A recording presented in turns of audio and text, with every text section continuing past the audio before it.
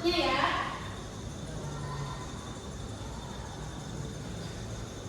Nah, gitu. Nah, terus di situ ada komponen abiotik ya, komponen abiotik dan biotik yang ada pada model. Apa aja komponen biotiknya, apa aja komponen abiotiknya.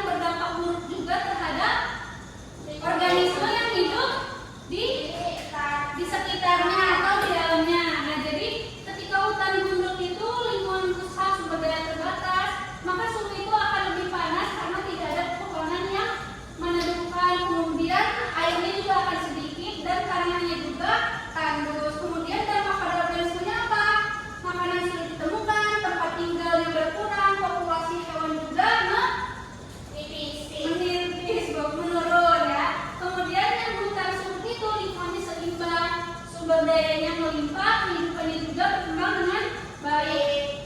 Maka suhunya itu akan sejuk, kemudian airnya terserap dengan baik, dan juga tanahnya subur dan stabil. Maka berdampak pada organisme itu makanan yang berlimpah, kemudian tempat tinggalnya juga terjamin, terjaga ya. Nah, di sini ada yang mau ditanyakan dulu? Belum ada. Semuanya sudah mengerti materi pada hari ini? Sudah. Nah, kalian tahu nggak di IPA itu ada berapa bidang? Ada tiga. Ada kimia, fisika, biologi. Nah, kira-kira yang termasuk ke dalam fisikanya itu apa? Air. Suhu. Kemudian ada lagi? Udara. Betul, itu termasuk ke fisikanya ya. Kemudian yang masuk ke dalam biologinya ada yang apa aja?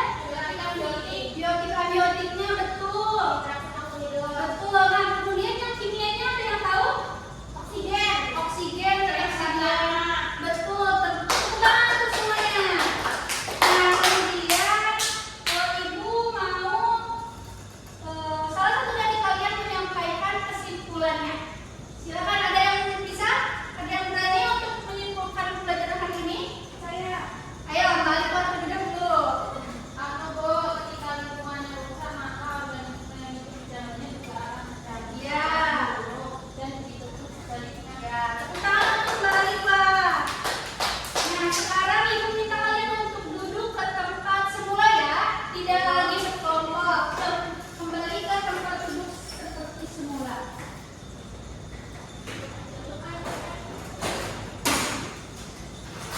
Nah, sekarang kita